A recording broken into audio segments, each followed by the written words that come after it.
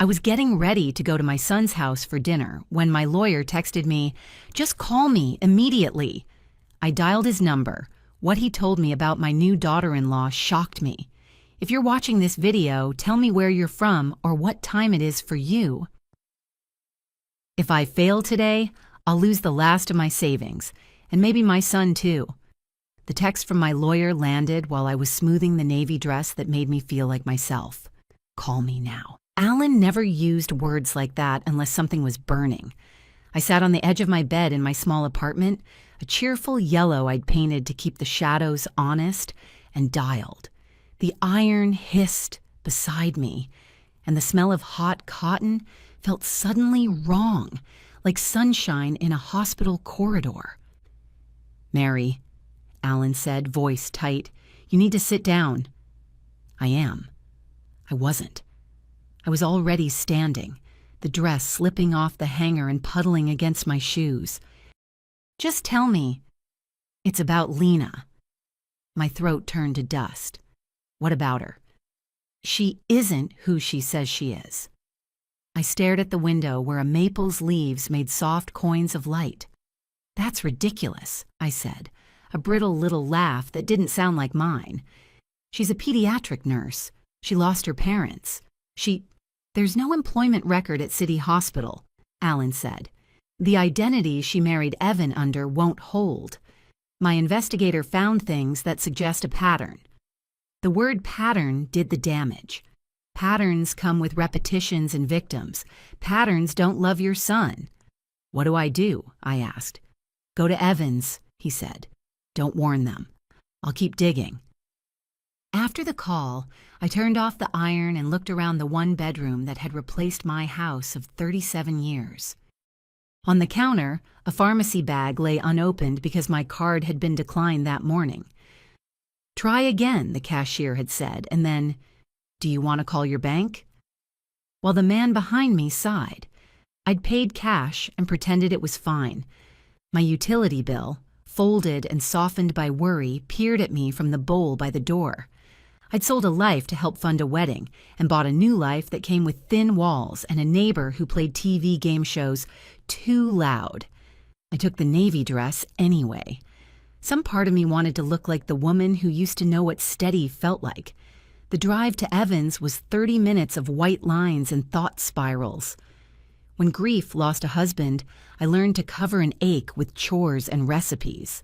When time took my house, I learned to fold a kitchen into a single cabinet and call it enough. But this asked me to believe I'd invited a fox to Sunday dinner and cooed at its pretty tail. Their house looked like a magazine cover, fresh mulch, white trim, a porch swing that made you think about iced tea in May. I parked behind Evan's car and sat there with the engine ticking in the heat. Through the wide front window, I saw them in the kitchen. Her hair was perfect, a glossy sheet. He moved around her the way men move around a woman they love, confident and not careful enough. He opened the door with that smile I carried like a photo in my wallet. "Mom, you're early. She's making lasagna." He hugged me, and I felt the old, impossible fact. No matter how tall they get, your child's heartbeat under your cheek still resets your breathing. But when he stepped back, something in his eyes didn't come back into the room. It hovered, tired and far away. "You okay?" I asked. "Work," he said. "Just work." The smile didn't reach the tired part. Lena walked in wearing a floral apron that would have been precious on anyone else. On her, it looked staged. "Mom Talbot," she said, warm as sunshine on a porch. "Wine?" I followed her into the living room, and the wine felt like a set dressing choice, more than hospitality. The room had been curated into a life my son would look good in. It was her taste end to end. Pale wood and tasteful throws, candles that smelled expensive. His college pennant was gone. The old clock his father wound on Sunday mornings, gone. The painting he'd saved for in grad school, the one we'd found in a dusty gallery, gone. "New look," I said softly. "She has great taste," Evan said, then cleared his throat. "My old stuff was, bachelor pad." There it was. A note I recognized from when he was 8 and said the bully's friend was nice actually because admitting fear is harder than swallowing a lie. "Sweetheart," I said to him, "can we talk in your office a second?" Lena's head tilted. Concern arranged itself on her face like a napkin folded into a swan. "Everything okay?" "Just about his presentation next week," I said. I brought a suggestion. "Go ahead," she said, but her eyes sharpened a fraction. "I wouldn't have noticed 6 months ago." I noticed now. Evan's office was the only room that looked like him. A stack of tech journals, a framed photo of his dad and him on a fishing pier, shoulders bumping, grins wide. I closed the door and felt my breath go all the way down for the first time since the call. "How much do you really know about her?" I asked. His shoulders slumped, and what peeked out from behind his face broke my heart. Relief, as if I'd said a secret name out loud. "Grew up out of state," he said softly. "Parents died, nursing, fresh start, you know. Photos, friends, colleagues. Have you ever visited her at work, or does Haipa always require closed doors?" He opened his mouth, closed it, then smaller. "She takes calls in the other room." I showed him my phone. "Alan says there's no record." The color drained out of my son's face. "That can't be. She talks about patience. I touched his arm. "I want to be wrong." From the kitchen, the timer chirped. Sweet, ordinary sound. "Dinner's ready," she called. It felt like a line in a play. We sat at the table. The good china was mine, the monogram warm with old memory. She plated generous squares of lasagna that smelled like Sundays from a better decade. "How's the apartment?" she asked, slicing her food with surgical precision. "Fine," I said, "and small. It's been almost a year since I sold the house." I let the words hang like a curtain and then pulled the rope. I realized I never asked where that extra $15,000 went. Evan's fork paused. "What extra?" "I gave 50, I said lightly. "Wedding was about 47. My math leaves 15. The smallest flicker crossed her face. A micro-panic shut down as quickly as it opened. "Honeymoon ran over," she said. "We did some improvements. I had a couple student loans." "You told the lender you had no debt," Evan said, blinking as if the room had gotten too bright. "When we bought." "I was embarrassed," she said, pulling her hand back as if the tableware had shifted an inch. "I didn't want you to think less of me." "Where are the statements?" Evan asked, voice thinning. "I handle our bills. I've never seen a loan payment." "Dessert," she said abruptly, standing. "I'll check the dessert." She moved into the kitchen with speed that read as grace unless you were looking for flight. I was looking. The water ran. Cabinets opened, closed. Too loud. Too long. "What else?" Evan whispered. I took a breath and said the words that changed the air. "Alan thinks Lena isn't Lena. He has a different name, old marriages, drained accounts, a pattern." The water stopped. The room went so quiet I could hear the clock I'd given up somewhere. No, not here anymore. Empty space where our time used to be. "Lena?" Evan called. "Everything okay?" No answer. We moved as one. The kitchen was staged as always, fresh flowers, knives aligned like soldiers, towel folded to catalog neat. The back door was ajar. A breeze played with the curtain like a child. "Her purse," Evan said, already knowing. Gone. But on the table, by her plate, lay her phone. Unlocked. I didn't mean to pick it up. My hand did it for me, the way you reach for your child in traffic. The home screen was a membrane. Behind it, a life she saved, like a squirrel saves calories for winter. The call log was tidy as a hospital bed. The messages were a different story. "The old lady is getting suspicious. How much longer do I need to keep this up? Emergency. She hired a PI. Need extraction plan now." I felt, more than heard, Evan sink into the chair. He read over my shoulder, the way he had when he was 6 and we finished Goodnight Moon together, syllables shared. She was going to leave, he whispered. She was going to finish, I said. But we cut the wire. I scrolled. Screenshots. His bank balances, his 401k, my account summary with a late summer snapshot line, a photo of insurance forms with the beneficiary section shining like a target. She wanted you to sign those tonight, I said, hearing the edge in my own voice. She said it was romantic, he murmured, to make each other beneficiaries. Romance is chocolate, I said, not million-dollar paperwork. I put the phone face down and called 911, saying the words you say when you realize your home has been a stage. This is Mary Talbot. We need an officer. We waited with the kind of patience you only get after life bends you into it. Evan pressed his hands flat on the table, the way his father used to do before he said, "Okay, let's fix it." I stood at the sink and looked out at the yard, where fairy lights glowed against the early dark. At the back fence, a shadow shifted. A neighbor's cat, maybe, or the tail end of a woman who had lived inside our story like a tenant. A young officer arrived first, then a woman with a tired kindness around her eyes who took one look at me and understood the flavor of the night. We showed them the messages and the screenshots. They took photos and nods and our statements. The woman, the detective, though she didn't introduce herself with rank right then, touched the insurance forms with a pencil. "You probably saved your son from something worse than money," she said quietly. "These folks escalate when the access deepens." After they left, the ordinary shock set in.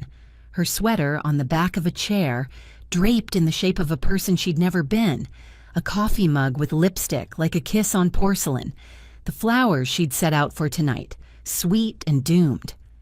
"I need to ask you something," Evan said. He was a man again, but younger around the edges, as if the last year had been peeled back an inch. "Did you like her? I mean, really, or did you pretend for me?"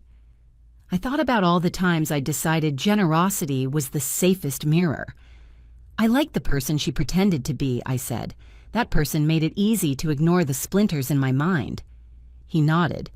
I think part of me knew that I was becoming a guest in my own house. I was tired all the time and couldn't explain why. "You were being managed," I said. "It's exhausting to be someone else's project." His smile was small and clean. "You always say the sentence I need." My phone buzzed. Alan again. "I found a second name," he said without preamble. "She's used it before. 2 quick marriages. Same arc. We'll meet in the morning. I'll loop in a detective from the task force." In the living room, I glanced at the mantel. There were no photos of Evan and me. I could feel where they might have been, the way your tongue finds the space where a tooth used to live. "Alan," I said, surprising myself with how steady I sounded, "we're in. Whatever you need." After I hung up, I walked to the master bedroom, where the bed wore a duvet that could have been a magazine ad for a life with perfect mornings. In the closet, Evan's suits were lined up like good soldiers. Her side was light. There wasn't much. That told me everything about how ready she'd been. In the kitchen, I found a folder stuck under the microwave like a secret. Inside, forms for changing insurance beneficiaries, neatly filled for Evan's signature, a typed checklist that made my stomach turn, joint accounts, retirement access, update wills, and a sticky note, "After dinner." I stuck it back under the microwave and let the horror be practical. Proof works better when you leave it where it lies. The lasagna had cooled on the counter. I wrapped it because food deserves dignity even on a bad night. I put my navy dress back on its hanger and felt the strain in the thread at the shoulder, the tiny rip that comes from carrying your own weight too long. On my way home, the pharmacy texted, "Your prescription is delayed due to billing issue." I laughed once, a short bark of a thing. Of course it was. Legal and financial stakes like to descend on a life as a flock. When I unlocked my apartment, the neighbor's TV met me with clapping and canned joy. I turned on my lamp and the bulb popped, the tiny drama of a filament giving up. In the dim, I made a list on the back of the overdue utility bill. Bank, PD, lawyer, son. Then I wrote another list under it. What I keep. I wrote Evan, then my hands, then the part of me that knows the difference between kindness and appeasement. The little yellow room held me like a palm. In the morning, I'd drive to Alan's office and learn all the ways a heart can be harvested. Tonight, I washed my face, put on old pajamas with elastic that still believed in me, and sat at the window. The maple flickered in the streetlight.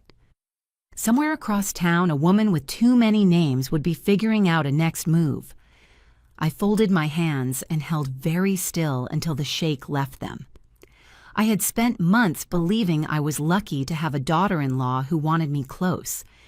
Maybe I was lucky after all, lucky to have a warning before her plan was complete, lucky that my son's eyes could still open, lucky that love could survive a lie if you didn't feed it with denial. The detective had said worse than money. I believed her. Tonight, I chose to be dangerous to the pattern. I set my cell on the table, screen down, and let the quiet be my ally. Tomorrow, we'd stop calling it a misunderstanding. Tomorrow, we'd call it what it was and start pulling. If we didn't stop the bleeding today, the money would disappear faster than trust could grow back. That morning, Evan and I sat in Alan's reception area. The espresso machine clicked like a metronome, and I counted the beats so I wouldn't think about a stranger's hands in our pockets. Alan waved us in. A woman in a gray blazer with sensible, intelligent heels was already waiting. "Detective Sloan, Sunset City PD," she said, skipping the extra smiles. "I reviewed last night's screenshots. This is a pattern. We apply pressure carefully or she vanishes off the radar. Today, banks, insurer, telecom, passwords, access, login alerts. Do not text her. Do not call her. If she reaches out, you forward it to me immediately." I nodded. Evan did too, slower, like a man who'd just woken up and didn't yet know what time it was in his life. At the bank, they sat us at a small window table. The manager was neat, unscented, wearing the expression people put on for other people's shame. We gave him a list of accounts. He typed and typed, then put his finger to the screen. "See these microtransfers?" he asked. $4.99, $8.99, $12.49.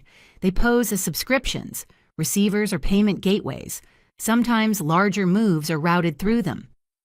"Dates?" I asked. "Daily, almost 6 weeks," he said. "And at 7:12 a.m. today, a request to withdraw $3,000 to a new card added last night." Evan swallowed. I was asleep at 7. "The access came through your online profile," the manager said, pointing to a line. "New contact email, new phone number, changed 3 days ago. We can roll back and freeze." "Freeze," I said. My voice came out level, a highway with a clean center stripe. "And on my accounts as well." They moved us to a back room to call security. The lamp hummed like a bee in a jar. I proved I was me, with details that felt like an exam on my own life. Maiden name, the date we bought our first house, the color of my husband's old car. While we changed passwords, my phone hopped on the table. "Payment declined, unusual activity." I pressed my hands into the wood edge. The sting in my palms told me where I was, here. "In addition," the manager softened, "will enable alerts on every movement. One more question. Who has full access besides you?" Evan looked at me. She had my laptop, a lot, said the Wi-Fi at her job was terrible. She asked for my password to upload photos from the pediatrics wing. I tipped my head. "We won't be needing those photos." We left with an envelope of printouts that looked like a map of slow hemorrhage. Tiny cuts, many of them, every day. In the car, Evan didn't start the engine. "Mom," he said, quiet, "I've felt wrong for a while. When she rearranged the coins on my desk, when she asked to put Dad's clock away, it gets dusty. When she said our friends needed new topics and mine didn't fit, I saw it, but it was easier not to." His voice didn't tremble. It just got smaller. I set my hand on his shoulder. "It isn't a sin not to suspect someone you love," I said. "But now we suspect. That's enough to act." At the insurer's office, it smelled like coffee and plastic flowers. The agent brought out my file and with it, the forms from last night's kitchen drawer. "They're filled," she said, tapping the beneficiary line, "but there's no signature and no date. Without those, they're confetti. We'll add an alert so changes require in-person verification."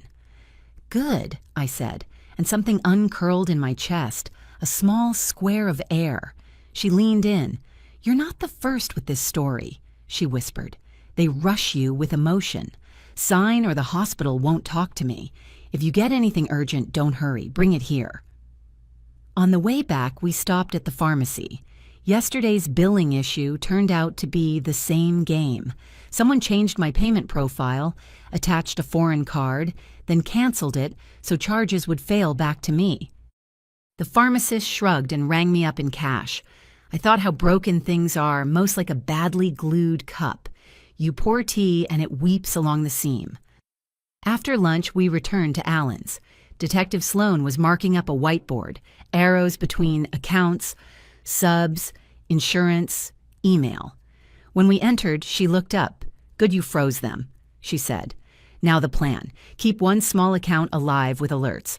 I'll coordinate so the bank logs activity in detail. It's our sensor. If possible, don't touch the big assets until we have eyes on her." "She knows we know," Evan said. She ran from the table. "Then she has 2 plays," Sloan said. "Bolt to the next mark or try one last hit under an urgent emergency. Either way, she needs you, your signature, your access, your attention. We'll give her just enough attention for contact and just enough rope for her to show her hand." I felt the floor tilt back under me. "What do we do tonight?" "Build a clean timeline," she said. "Everything you remember. Messages, gifts, who paid for the honeymoon hotel, who bought household tech, which suddenly necessary subscriptions appeared, streaming, yoga, apps. I'll pull on those threads. And don't leave the house empty. If she has a key or the alarm word, don't risk it." Allen slid a clear folder across the desk. "Credit Bureau freeze letters," he said. "Fill and send today." We nodded like school kids assigned summer homework. Something in me resisted. The old pride that had taught me to manage alone for years. I looked at my hands, working hands, a thin wedding band that no longer had a mate. "Not alone this time," I told them. "This time, together." That evening, Evan and I sat at his kitchen table, the same one as last night. I spread folders, flags, pens. The smell of lasagna still hung in the air like a bad joke. We wrote. I listed envelopes of cash for designer pillows and the "let's be a family on paper" talk. He listed, "use my card. I've got a meeting." We inventoried another person's presence in our life. Near 9, my phone lit with an unknown number. "Hi, it's Claire," the text said, from a universe where endearments and emojis still worked. "I'm in a terrible situation. Need help. Don't call. I'm on silent. I'll tell you where to meet." Evan and I traded a look. His eyes flattened and steadied, like water without wind. I forwarded the screenshot to Detective Sloan. Her reply came fast. "Don't respond, I'm on. If she gives a location, we go together. Keep phone on." 5 minutes later, "It's not my fault, it's people from my work. I need $600 right now or there'll be trouble. I'll pay you back in the morning. You know I'm good." I felt a hollow open in my chest. Her words dropped in and didn't catch. Once they would have. Not now. "She's playing us with what she plays everyone," I said. "Hurry, pity, the beautiful tomorrow." Evan exhaled. "Mom, I want to apologize for letting her into our home faster than I understood who she was, for not protecting your money when you gave it out of love." I squeezed his hand. "I didn't give it to her," I said. "I gave it to you, and that part was right.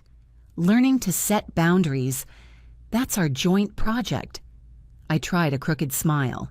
"Class started today." Sloan texted, "If she asks for a transfer, decline. If she suggests a meet, Agree to a public place with cameras, time and spot? We'll tease it out. I'll be nearby. Don't argue, don't scold, just pull the thread. We checked our list. Passwords changed, credit frozen, locks to rekey in the morning, photos of valuables, serial numbers, backed up, evidence folder by the door. I added one more sheet with 2 columns. Left, what she took. Right, what we kept. Left, leaked dollars, stolen hours, imposed candle smells, missing photos. Right, my son's name, my capacity to act, our laughter waking up when we tell the truth. At 10 came the third text. Be by the coffee shop on 5th, behind the bakery. 40 minutes, come alone, leave your phone, no scene. I forwarded it to Sloan. Her answer. Logged, plan for tomorrow. Finalize the censor at the bank. Then we run the meat by the book. Tonight, don't go. Let her wait. Let her sweat. Tomorrow, 9:15 a.m., my office. We turned off the house lights like a theater after a show.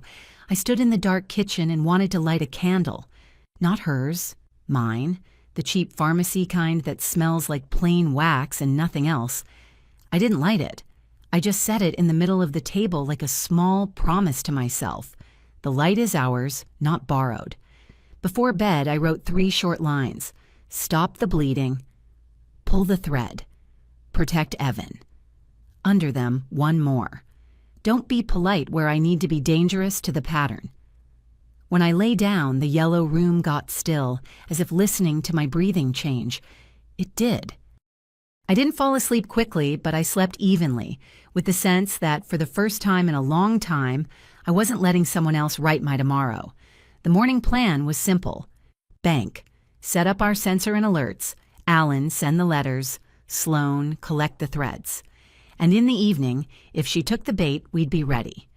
We didn't call it a misunderstanding anymore. We called it work, and we had started it. If I misstepped today, she wouldn't just take more money. She'd take my voice and make me the villain of my own story. At 9:15 sharp, we sat across from Detective Sloan. She had a whiteboard balanced on an easel and a patience that felt sturdier than mine. The censor account was live now, one small checking account with alerts turned up to a scream. The bank's fraud lead had promised detailed logs routed to Sloan's inbox. Every dollar that twitched would ping 3 phones. 2 rules, Sloan said, uncapping a marker. Do not chase. Do not correct her story in real time. People like her set fires and then sell you water. Let me do the carrying. I agreed with my mouth. Inside, the mother in me laced her shoes. We hadn't finished our coffee when Evan's phone lit with an unknown number. He put it on speaker and set it on the table, and we listened to a woman introduce herself as Human Resources at City Hospital, just verifying that Claire had requested emergency leave. The voice was warm, a stage manager's calm. I watched the details. The hold music when she checked a file wasn't the hospital's. City played a tinny classical loop I knew from long hours in the pediatric wing's waiting area, with a neighbor years back. This was a popular song stripped into elevator syrup, and when she rattled off a supposed employee ID, the pattern didn't match Alan's list of hospital formats he'd printed for me last night and tucked in my purse. Could you repeat your extension? I asked sweetly. Evan sometimes has trouble calling back from his office. A half-beat pause. Oh, we're rotating desks today. I slid the paper across to Alan, who was perched on a chair by the door pretending to read a law journal. He checked the number and lifted his brows. Prepaid, disposable. Thank you, I told the woman, and ended the call with the care of placing a lid on something that might spill. Evan stared at the phone like it had spoken in tongues. She's playing defense, Sloan said. Good. It means pressure is landing. We're going to make one call that matters, to the real human resources director. But I'm making it. She dialed, used a badge number I'd never seen, and within minutes had the confirmation I needed. No Claire, no record, only space where a lie had been. The sensor pinged 1.23s, another 0 to 99. the kinds of charges that sneak past even careful eyes. "Testing the fence," Sloane murmured. "Let her bump. We'll keep the power off on this line and watch her silhouette." By noon, a new text arrived from a number we didn't recognize. "Mary, it's me. Don't be angry. Something terrible happened at work and I need a friend. Please meet me behind the thrift store off Maple. 1 o'clock. Alone. No phone." I felt both the pull and the insult in those words. Friend. Alone. No phone. Sloane typed back from my device with my blessing. "I can talk. 1 o'clock. I'll be on the public side by the nail salon." "Public," Sloane said, tapping the word. "We keep eyes, you keep your phone. If she doesn't like the terms, she'll move the goalposts. That tells me what she needs." We drove separately. I parked 2 spaces from a cart corral. The lot was all heat and shimmer, August light turning every hood into a pan. Across the way, a woman in a baseball cap sat on the edge of a planter with her back to me, scrolling, head angled like a bird. I couldn't be sure. The cap, the haircut, the posture, my mind wanted to translate every stranger into her.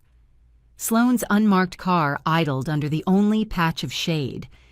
Deep breath, I told the part of me that wanted to walk over and end it with a mother's lecture and a plain demand. "Return what you took and get out of my boy's life." Lectures don't work on people who treat love like an ATM, and plain demands bounce off armor polished by practice. My phone buzzed before 1. Change of plan. Too many people. Come around back by the dumpsters, 2 minutes. Sloane's reply from my phone was simple. No, here or not at all. Silence. Then, fine, but don't bring Evan. I want to talk to you mother to mother. The audacity made me laugh once. The bark of it loud in the hot car. Mother to mother, as if we were members of the same guild. At 1:06, a gray Civic slid behind the nail salon. Slow, careful. The cap woman didn't look up. My palms went damp. Then the Civic eased forward 2 spaces and paused. The driver's window tipped down an inch. A hand flicked twice. "Come on," then rolled up again. Sloane's voice came through the tiny earpiece she'd given me, disguised as a hearing aid. "Do not move," she said. "She wants you to break the rule. If she bails, she bails. We can't control that. We control you." The Civic waited, idled, moved on. As it passed my brow, I saw her profile for a sliver of time. A straight nose, a jaw held tight, sunglasses that hid the eyes I knew and didn't know. The face was different without the open smile she used at my table, but the bones were the same. She looked smaller in the driver's seat, somehow more unfinished. She glided out the far exit toward Maple. "I'm going to follow," I heard myself say, already turning my key. "Mary," Sloane warned. "I'll stay back," I promised, a promise made with the part of me that still believed I could keep everything tidy if I worked hard enough. I left a generous distance and took the second right when she took the first, keeping parallel like I'd seen in movies. 2 streets later, she slowed at a 4-way, then sped up in a way that wasn't quite normal, as if she wanted a tail to commit or be shaken. She took a fast left past a laundromat, another left into a narrow service lane behind a row of small offices. And when I reached the corner, I realized the lane dead-ended into a fence. I inched forward. A mirror flashed. By the time I eased into the lane, the Civic was nosing back toward me. There was no room to pass. She stopped. I stopped. We sat, 2 cars in a hot throat of asphalt, engines ticking. She lifted her phone and, with no expression at all, took a picture of my face. "Back out!" Sloane said sharply in my ear. "Slowly. Now." I obeyed, hands light on the wheel. The Civic crept forward. My tires found the hot street again. I turned right, away, watched my rear view. The Civic didn't follow. She turned the other way and disappeared into traffic. I reached the main road and took a breath so big it stung my ribs.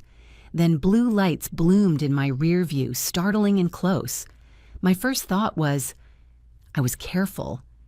My second was a memory of my husband tapping 2 fingers on the dash and saying, "If they're behind you, pull over clean and keep your hands where they can see them." I did, curbside by a pawn shop with barred windows.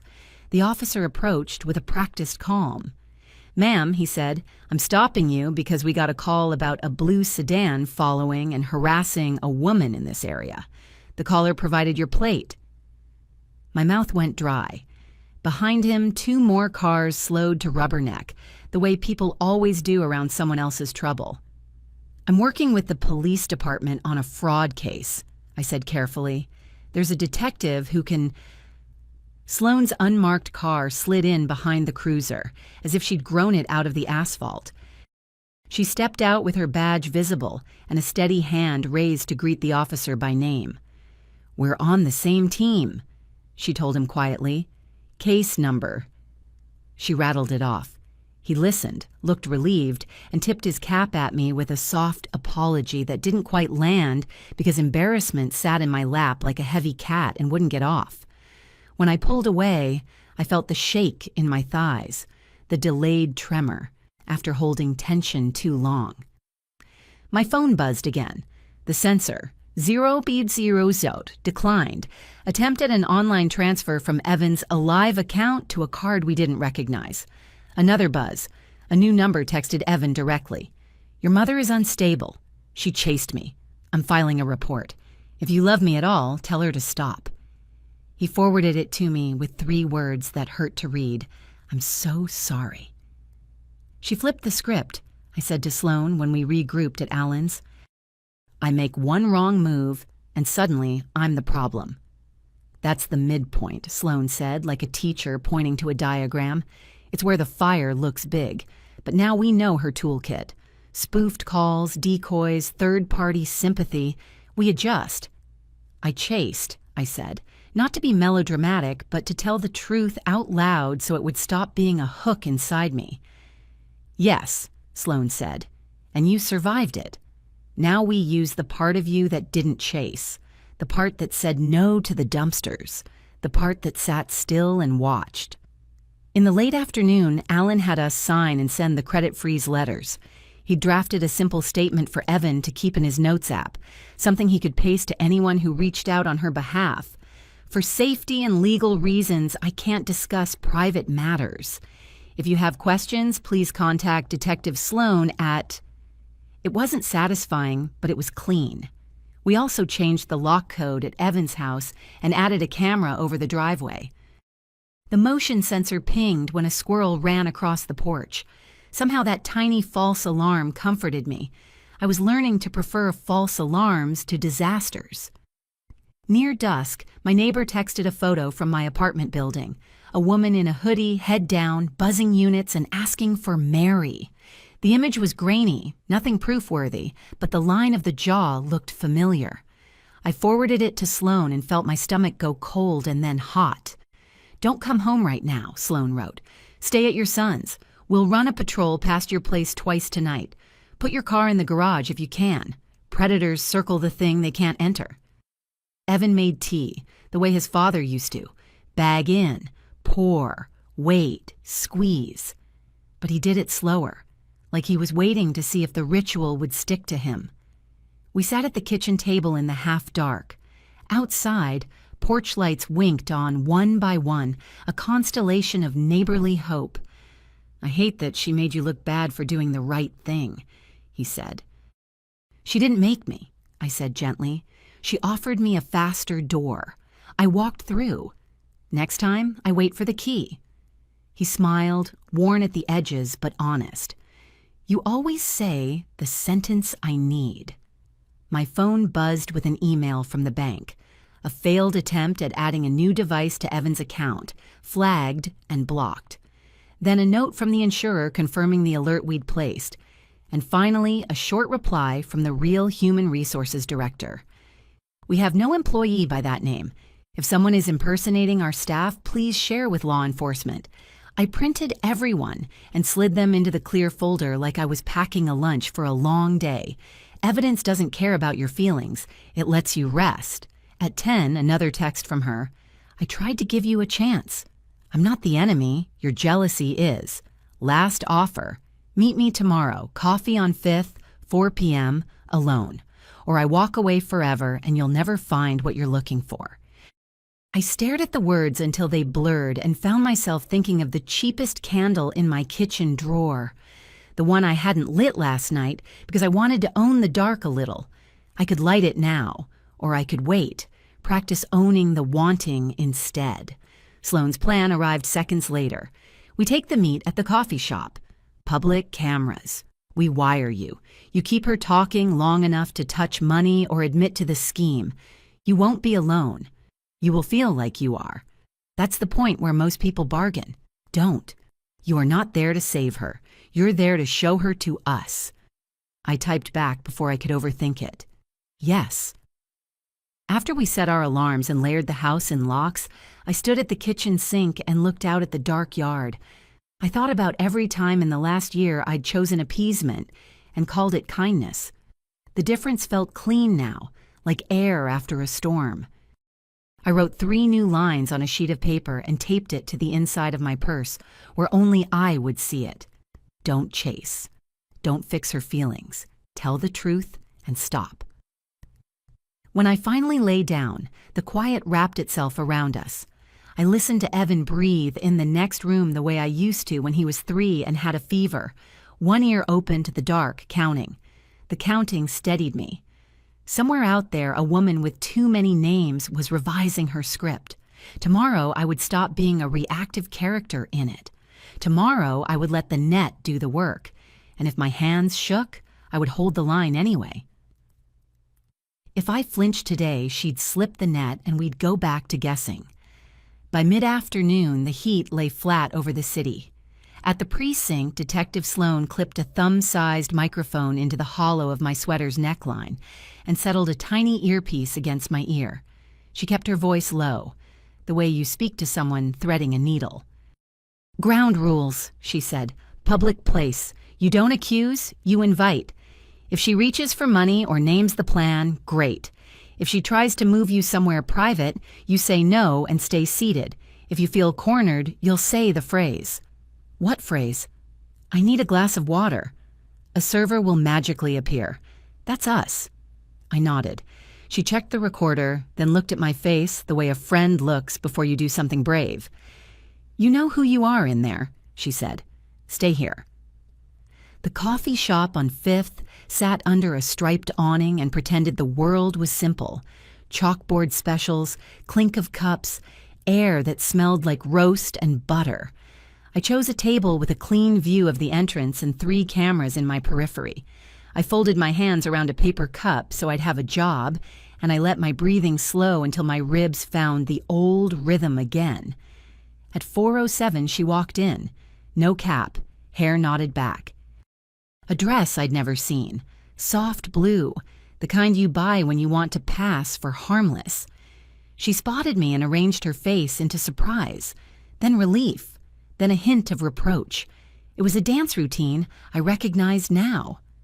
"Mary," she said, as if the name belonged to a friend she'd known since college. "Thank you for coming." She sat without asking and leaned forward so we were 2 women in a secret. Up close, I noticed a nick near her knuckle and a faint bruise on the soft part of her wrist. Details chosen or earned, I couldn't tell. "I didn't sleep," she said. "I thought you hated me." "I don't hate you," I said, because that was true. "I hate what you did." Her eyes shone in a practiced way, then went flinty behind it. "I didn't do anything," she said quickly, and then softened the consonants. "I mean, I didn't mean to. Things got out of hand. There are people at work who—" "You don't work at City Hospital," I said, steady. "We both know that." She barely blinked. "You think you know things, but people lie about me. You wouldn't believe what my last landlady said. I left because her boyfriend—" She stopped herself as if catching a fish and setting it back. "It doesn't matter. What matters is I'm in danger and I need help from my family." She let that word settle. I let it pass me like a breeze. "What kind of help?" I asked. Her fingers found the edge of a napkin and began to fold. I was supposed to bring some papers to a private lender, she said, as if trying the words on for size. And then someone at work. She caught my look and adjusted. Someone I know texted me last night that the lender lost patience. If I don't bring a payment today, he'll hurt me. 600 will hold him off. 1,000 would be safer. It's just a bridge until tomorrow. I'll pay you back from my paycheck. You know I always do. I remembered the list taped inside my purse. Don't chase. Don't fix her feelings. Tell the truth and stop.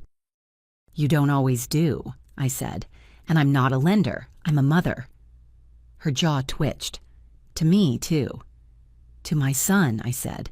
That's where my job begins and ends. The napkin became a swan under her hands, crisp and lovely. She set it between us like an offering. I thought you and I were closer than this, she said. You and I talked about recipes and your porch and your husband. We cried together over that movie. I wore your dress at Thanksgiving and you said, I meant all of that, I said, and it didn't make what you were doing any less. A small line appeared between her brows, a crack in the glaze. She glanced toward the door, then back, calibrating.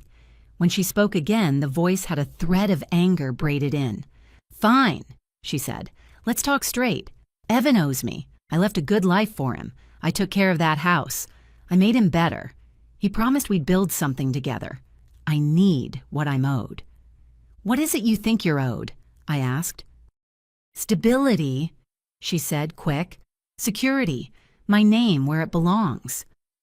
On his insurance, I said, letting the sentence sit like a penny on a rail. She didn't flinch. Yes. And his savings. Joint accounts are normal, she said. We're husband and wife. You married under a name that isn't yours, I said. That makes the vow a trick.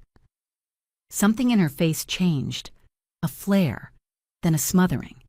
She smiled the way you do at a child who's asking to hold a sharp knife. He loves me, she said. That's what matters. He loved a character you played. The smile held, but the eyes went hard as marbles. It really bothers you that he chose me over you, she said. You're used to being the only woman he checks in with. I took a breath and made room for the sting. I missed him, I said. That's true. But I didn't want him lonely. I wanted him safe. She leaned in, lowering her voice until I could feel it more than hear it. Then help me, she said. There's a way for everyone to win. I'll sign whatever you want about staying away if you sign the forms today so I can get through the week. You get your quiet little life back. He gets me off his back. Win-win. I thought of the folder under Evan's microwave, the neat checklist, the sticky note that said after dinner. I thought of the cheap candle in my drawer, the one I hadn't lit because I wanted to practice owning the dark. Here's my win, I said. We make everything true. She made a small sound, almost a laugh. Truth doesn't pay rent, she said. Cash does. Then you need a job, I said, and let the sentence end there. The mask slipped a fraction. You think I can't work? She asked too fast. I think you won't, I said, because this pays better until it doesn't. She sat back, crossing her arms, then uncrossing them when she realized the posture looked defensive. Her eyes went to the counter, to the barista wiping a milk wand, to the door, mapping exits, measuring time. You followed me yesterday, she said suddenly, pitching her voice to carry just enough. You scared me. I told the police. You took a picture of me, I said, to make sure the story looked neat. Her smile returned, thinner. You're good, she said. I underestimated you. You did, I said gently. You mistook kindness for weakness. For a heartbeat, we were quiet, the kind of quiet where choices become bones. She reached into her purse and slid a folded paper across the table, crisp, familiar. Beneficiary change form. Only the date and a line for a signature left blank. Let's make it easy, she said. You sign. I leave. I won't ask for Evan to add me to anything else. I won't come to your place. You can sleep. I didn't touch the paper. That's not easy, I said. That's theft. Words, she said, light again. You like heavy ones. I like light ones. Balance, right? I looked at her hands. No ring. She hadn't worn it today. A choice, maybe. Or a tell. Where's your ring? I asked, because sometimes a small question unthreads a larger lie. She blinked, then smiled as if I'd asked about a haircut. At the jeweler, cleaning. In August, I said, on a Friday at 4. She shrugged, bored of me for a second. Do you have the 600 or not? I reached for my purse, slow enough that Sloane could stop me if she wanted. She didn't speak. I opened the flap and took out the envelope she'd given me. Serial numbers photographed, bills marked by the bank, a string attached to each dollar that only the PD could see. I set it on the table and put my palm on it without letting go. I can help my son, I said, keeping my eyes on hers. That's what this is. She looked at the envelope like a thirsty person looks at a glass. Hope first, then calculation. She reached, then paused, the instincts of a practiced survivor arguing with the thrill of imminent gain.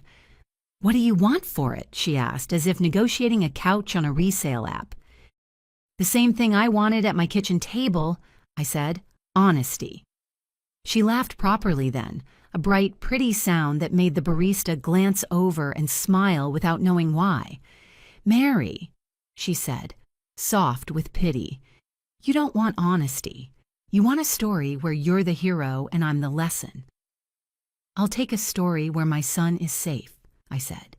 If honesty gets me there, I'll take it. She slid the form closer. Her fingertip tapped the blank. Sign this and I'll put down his name for the loan. We'll be square. That isn't how loans work, I said, and you know it. Her hand moved to the envelope again, hovering. Her gaze flicked to the door, back to me, down to my hand, up. She was measuring not just the odds, but me, my capacity to waver, my appetite for peace at any price. The old me might have paid for quiet and called it grace. The newer me could sit in noise and call it living. Take it, I said, and lifted my palm 2 inches off the paper. She snatched the envelope so quick it startled me. The mic didn't care about my startle. It heard the hiss of bills sliding, the soft cluck of a tongue someone makes when counting, the small gasp when the weight of money proves real in a hand.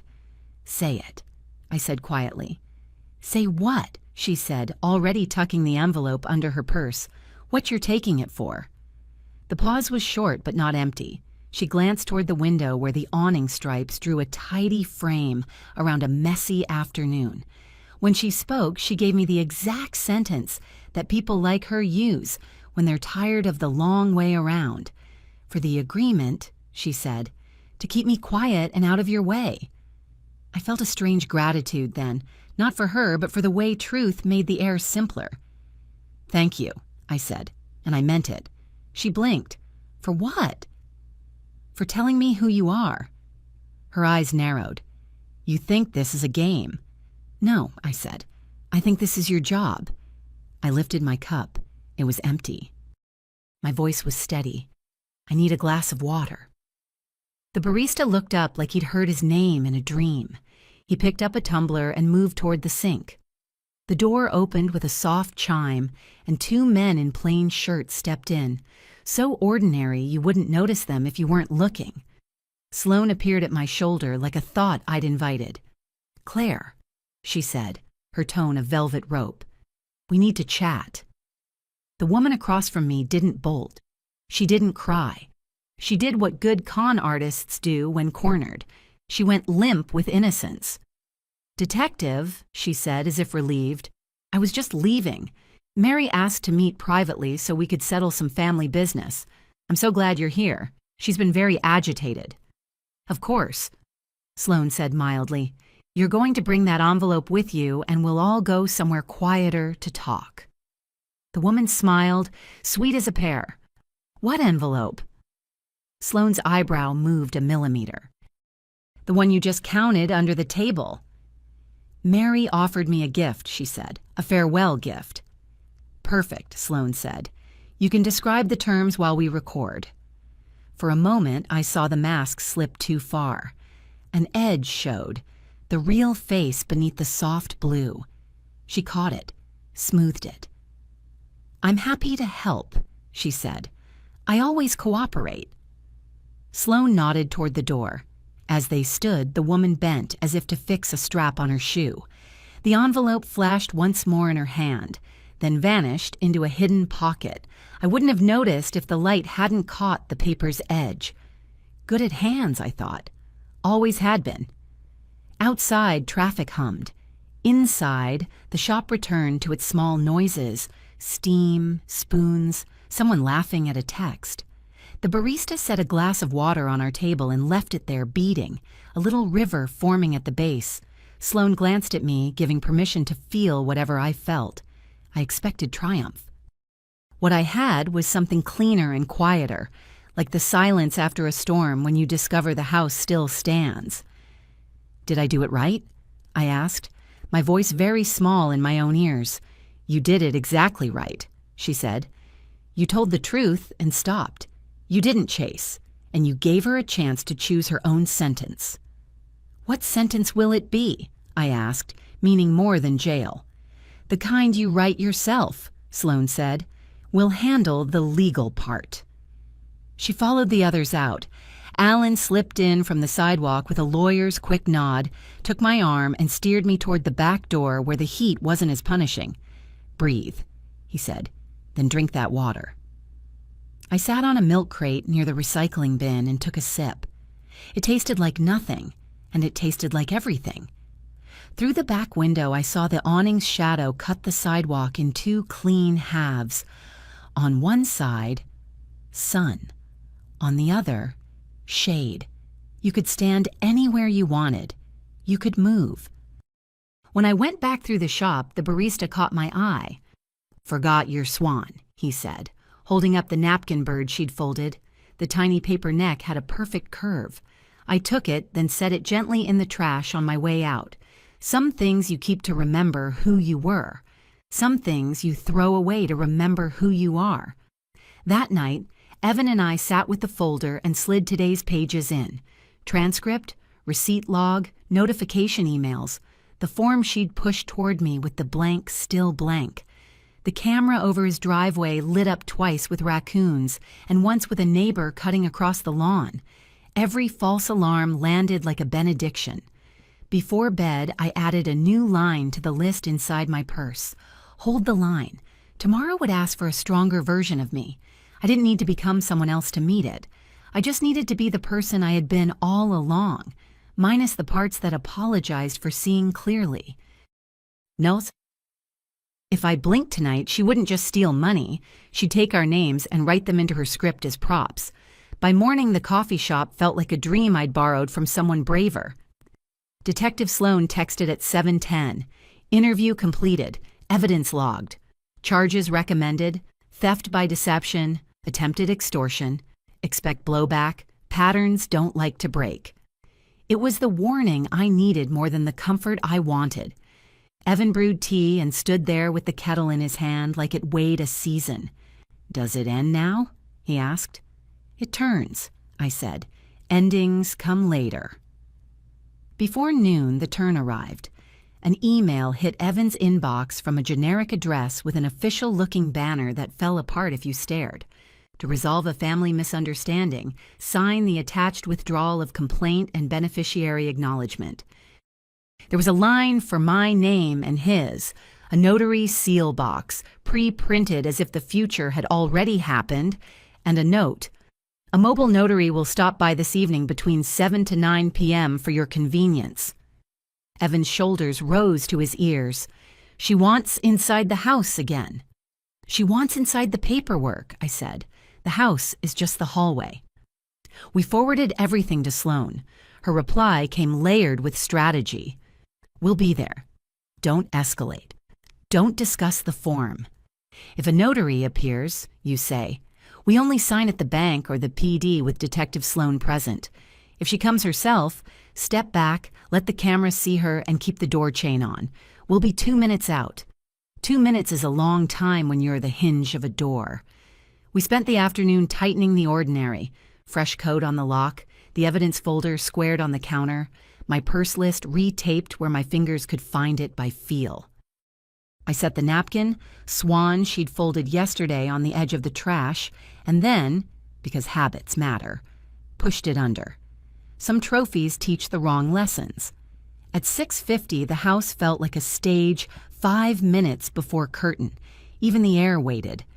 Evan walked from window to window, checking the same latch twice. I opened the front closet and surprised myself by counting coats, as if a missing sleeve would tell me something. I touched the small rip at the shoulder of my navy dress and left it there, a record of strain, honestly earned. The doorbell rang at 7:11. I stood where the camera could see my face and opened to the chain. On the porch stood a woman I didn't know, middle-aged, tidy, a leather folder in her hands. A car idled at the curb with its lights on. The porch light made the woman's smile look dry. "Evening," she said softly. "I'm the notary. Quick signatures and I'll be on my way." "We only sign at the bank or the PD with Detective Sloan present," I said, exactly as rehearsed. A small flicker crossed her mouth. "Of course. This is just to save you the trip." "We'll make the trip," I said. The woman angled her head past me, trying to see the room as if rooms give permission. "Is Evan here?" she asked. Behind me, Evan stepped into view because honesty is his reflex and always will be. "I'm here," he said, steady. "We're not signing anything tonight." A shape detached from the shadow by the side of the porch. She stepped into the spill of light in a plain sweatshirt and jeans, hair tucked away, eyes behind cheap sunglasses. No dress now, no soft blue, just the architecture of her face and the calculation in it. "Mary," she said lightly, like we were neighbors exchanging sugar. "I thought we agreed to be adults." "We agreed to be honest," I said. "You brought a form instead." She smiled past me to Evan as if I were a door jamb. "You know how she is," she said, confiding. "Everything has to be her way." "I know how this is," he said. "It's over." The notary, if she was one, shifted her folder and tried another tack. "If you refuse, I'll have to mark the visit as a non-cooperation," she said, making the words sound official enough to spook a nervous heart. "That can complicate things for you." "Then mark it," I said, "and mark that we're happy to meet you at the PD during business hours." The woman in sunglasses leaned closer to the chain. The camera above the door took her in full, the way a patient camera will. She lowered her voice. "Last chance, Mary," she said. "You sign and I vanish. You don't, I make noise. I already told friends what a bully you are. I'll tell more. I'll tell them you hit me. I'll tell them Evan did. I'll cry better than you and people believe tears." The cruelty wasn't the volume. It was the ease. I felt the old instinct rise, to soothe the threat like a child, to buy peace with a quick, foolish kindness. I put my palm flat against the door instead, felt the paint's coolness ground me, and let the instinct pass through without hanging a picture. "No," I said. The word felt small and clean. It didn't need witnesses. It had bones. She looked at Evan again. "You'll regret this," she said, soft with promise. "I could have made your life so much easier if you'd treated me right." Evan didn't blink. "Happiness isn't a service you provide," he said. The car at the curb idled a little louder, like it was impatient with our lines. The notary shifted her weight, and for the first time I saw the slight tremor in her hand, the body telling the truth the mouth wouldn't. She swallowed. "Time," she said to the other woman, a whisper built for corners. Sloane's sedan rolled to the curb like punctuation. Another unmarked car tucked in behind it. The porch light warmed the badges as they appeared, unexpectedly gentle in the evening glow. "Good evening," Sloane said. "We'll talk out here." Her voice had the sing-song of bedtime for someone else's toddler. "Claire, you're violating the conditions of your release." "Release?" the woman said, like she'd never heard the word. "I'm facilitating a family agreement." "Then you'll have no trouble stepping over here while we record the details," Sloane said pleasantly. Bring your helper." The notary nodded as if this were normal and moved toward the yard with the careful grace of someone who prefers days without paperwork in them. The woman in sunglasses didn't move. She looked at me the way a person looks at a door that won't open because it has finally learned it doesn't have to. "You think you're safe behind that camera?" she said. "No," I said. "I think I'm safe behind boundaries." It was a small difference and a real one. She turned as if to go, then pivoted back fast and shouldered the door. The chain bit. The frame shuddered, and for a heartbeat we were back at the line where good sense meets adrenaline. Her hand slid through the gap, fingers reaching for the chain latch with the quick competence of practice. I stepped away instead of toward. "I need a glass of water," I said, and the phrase, absurd in a doorway, still summoned what it promised. 2 officers were there with Sloan before the tremor in my hands could become a shake. They eased the door shut, reset the chain, asked me to breathe, and went back to the porch where the blue edge of evening made everyone look a little more human and a little more tired. "Claire," Sloan said, no softer and no harder, "you're under arrest." The woman's face did a dozen things quickly and then chose blankness. "For what?" she asked, making injured sound like a method. "For violating conditions," Sloan said. "For attempting to coerce signatures on financial instruments. For the cash yesterday. For the lies today." "It was a gift," she said, already bored of us. "And this was a visit from a friend." "Then your friends can bring you toiletries," Sloan said. "Turn around." It didn't feel like triumph. It felt like gravity returning to the room after months of strange weather. The notary, now simply a woman with a folder, watched with the look of someone who had seen better choices and worse outcomes and knew the distance between them could be an inch. As they walked her down the path, the woman in sunglasses tried one last time to speak only to Evan. "You'll miss me," she said, and for a second I heard the siren note that had pulled him in, the promise of a life curated until it gleamed, free of dust and doubt. He didn't answer. He didn't need to. When the cars pulled away and the porch light cut a soft circle in the dark, I closed the door and let my back find it. My knees told me the truth. I had been brave, and I was shaking. Evan put the kettle back on because that's what you do after a storm. Put water on heat and wait for it to sing. We sat at the table without talking for a while. The cheap candle in the drawer didn't need lighting. The room could hold the dark without explanations. Sloan came by after paperwork to debrief. She set her notebook down and gave the house a look that checked for harm without being rude. "You did exactly what I asked," she said. "You didn't chase. You didn't negotiate. You let the camera see. That's the difference between a story and a case." "Will it stick?" I asked, meaning charges, meaning consequences, meaning the pattern cracking enough to matter. "It will hold," she said. "There's a task force file with her other names in it. Today added weight. The DA will stack clean things on clean things until a judge sees what I see when I say, pattern. You bought us the bricks." I nodded and let the word bought be what it was. Not money, not anymore, but time and choices and the cost of learning to sit in discomfort without buying your way out. After she left, we pulled the evidence folder close and added tonight's printouts. The email with its counterfeit banner, the doorbell footage, the time-stamped log of a car idling under our curb light.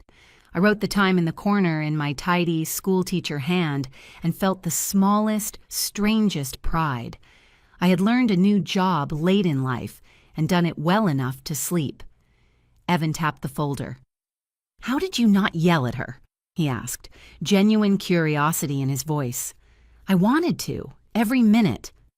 "I yelled at her in my head," I said, and then I let the yelling finish without my mouth.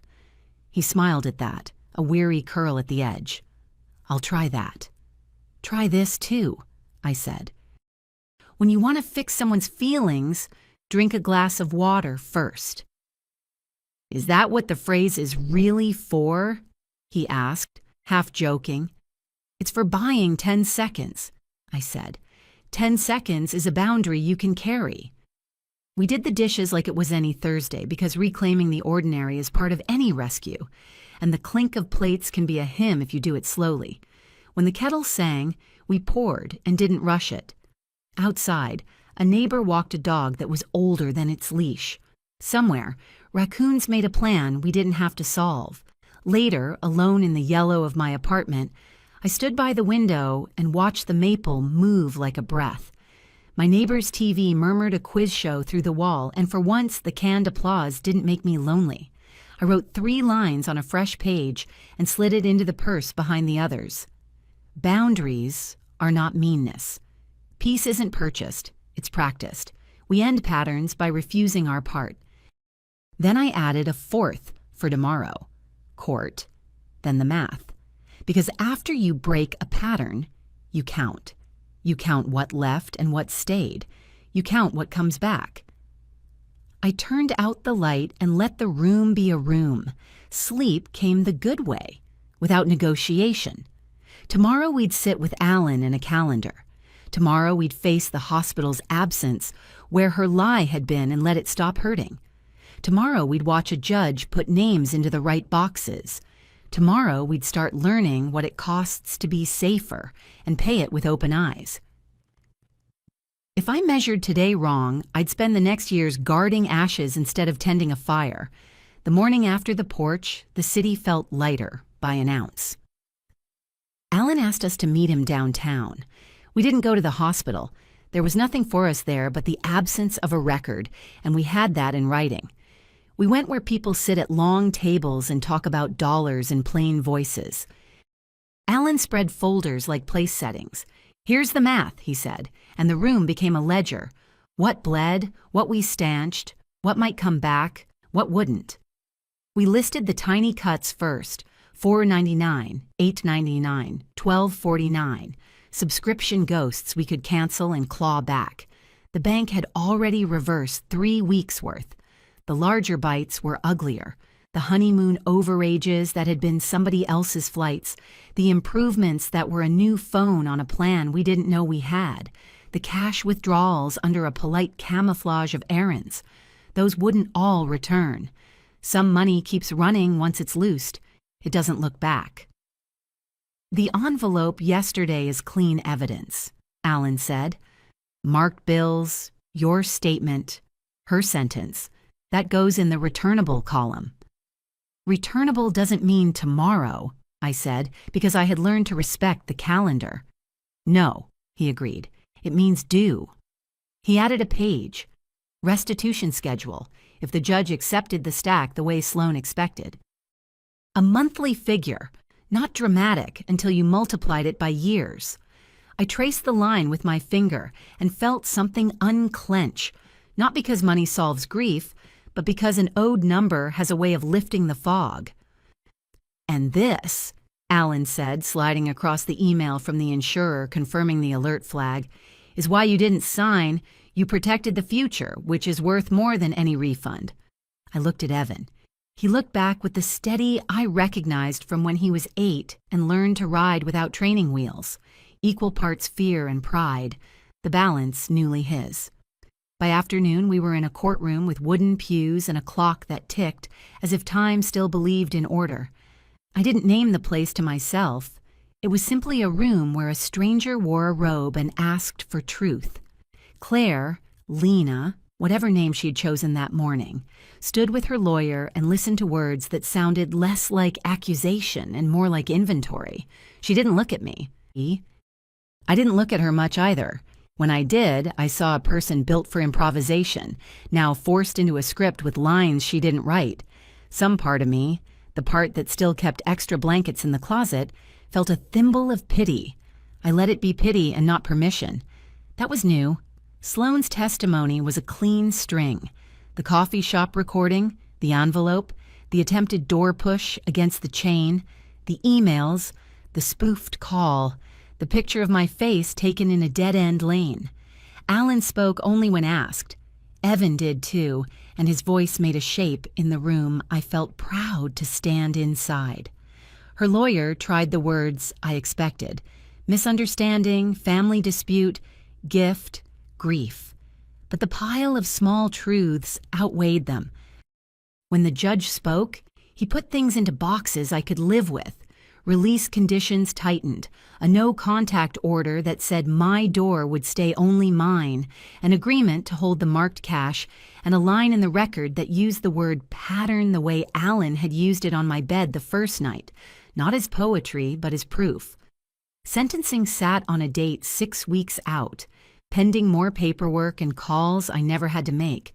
Restitution went on the calendar like a new kind of bill. I didn't clap. I didn't cry. I exhaled. Outside on the steps, the day looked ordinary enough to be a miracle. Sloane stood a little off to the side with that tired kindness back around her eyes. "This is the quiet part," she said. "It's never as dramatic, and it matters just as much." "What happens to her now?" I asked, because I am a woman who cooks extra and wants to know where leftovers go. "She'll do what she always does," Sloane said. "Argue, bargain, pivot. The record will do what it does. Keep your boundaries. Keep your copies. We'll keep our watch." I thanked her. And I meant the kind that lives in your bones, not the kind you say at a counter. She nodded toward Evan and left us to be a family in the sunlight. We drove home without the radio. When we reached his street, the maple in his yard made coins of light on the lawn the way the maple outside my window did, 2 trees conferring. We sat on the porch because porches are for people who have endured weather and want to breathe together about it. "What do we keep?" I asked, because the list taped in my purse had grown fat with new lines, and I wanted to hear it out loud. Evan thought, then smiled, small but real. "We keep my name on my accounts," he said, "and your name on yours." "We keep the cheap candle unlit until we want it," I said, "not because we're scared of the dark, but because we can sit in it." He nodded. "We keep the clock," he added, glancing toward the living room. "I'm putting Dad's clock back on the mantle tonight." "Dust is a small price for time that belongs to us." "We keep the good china for Sundays," I said, "and for Thursdays when we need to remember the shape of celebration." He laughed, an unshowy sound. "We keep tea," he said, "and the kettle and the patience to wait for the water to sing." We were quiet then, the good kind. A neighbor waved. Somewhere down the block, a dog announced the mail and then forgave it. In my purse, the envelope with today's stamped filings made a modest weight. I had carried heavier things. In the weeks that followed, the quiet part kept being the work. I mended the tiny rip at the shoulder of my navy dress with small, neat stitches that didn't hide the past so much as respect it. We closed the censor account and kept the alerts on everything else. Evan changed the alarm word and the locks again for the pleasure of overdoing it. We set up a new rule we said aloud in his kitchen: no signatures without a second set of eyes, no money without a night's sleep between asking and answering. I went back to the pharmacy where the billing profile had been a mess and stood under the cold hum of the lights until the clerk could see the notes on my account the way I did. We fixed it together. The next month, my refill rang up like it belonged to me. The hospital sent a plain letter: "We can confirm there is no employment record for..." And I put it behind the other documents and felt nothing at all. That was a gift too. The moment when a lie stops tugging at the part of you that wanted it to be true. People asked gently, as people do when they smell smoke, but not fire. "Are you okay?" they said. I was, but okay had learned new steps. It was less shiny, more durable. It let other people's opinions pass by without asking to be fed. One Saturday, I sold the tall, pretty bookshelf I had bought because she told me it would lift the room. A young couple carried it out to their hatchback while arguing about succulents in a way that sounded like affection, not control. The wall looked honest without it. I put a plant on a small table where dust could stand if it wanted.